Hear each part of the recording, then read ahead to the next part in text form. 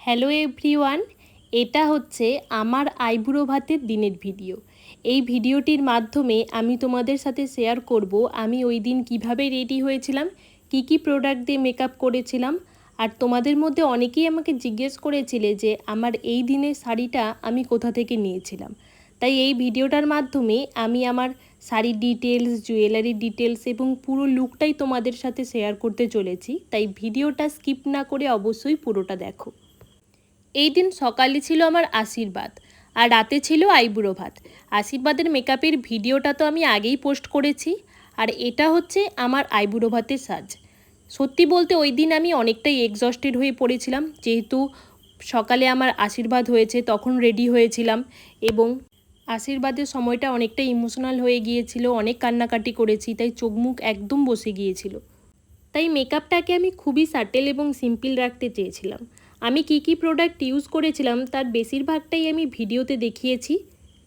যদি কেউ কোনো প্রোডাক্টের নেম জানতে চাও তাহলে আমাকে অবশ্যই কমেন্ট করতে পারো।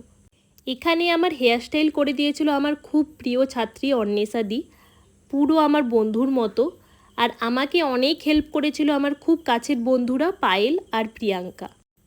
ওরা আমার বিয়ের সমস্ত রিচুয়ালগুলোর সময় আমাকে রেডি হওয়া থেকে শুরু করে অনেক খুঁটিনাটি ছোটোখাটো বিষয়গুলোতে খুব সাহায্য করেছিল। তার জন্য সত্যি ওদেরকে অনেক অনেক ধন্যবাদ, কারণ ওরা না থাকলে আমার যে কি হতো, আমি যে কি করতাম সেটা ভগবানই জানে।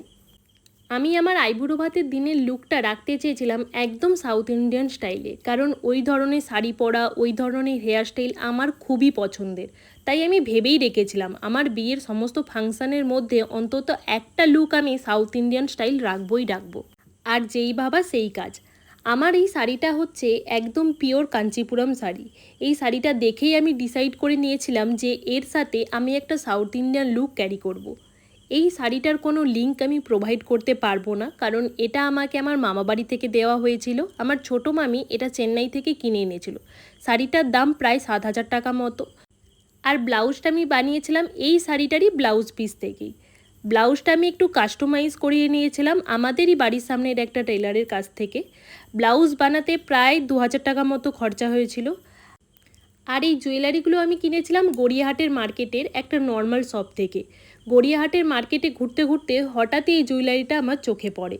একে দেখা মাত্রই আমার খুব পছন্দ হয়ে যায়। তখনই আমার মনে হয়েছিল যে আমি আইবুড়ো ভাতের দিনে যে শাড়িটা পরবো তার সাথে এই জুয়েলারিটা একদম পারফেক্ট মানাবে। আর এই জুয়েলারিটার দাম নিয়েছিল প্রায় 2,400 টাকা মতো।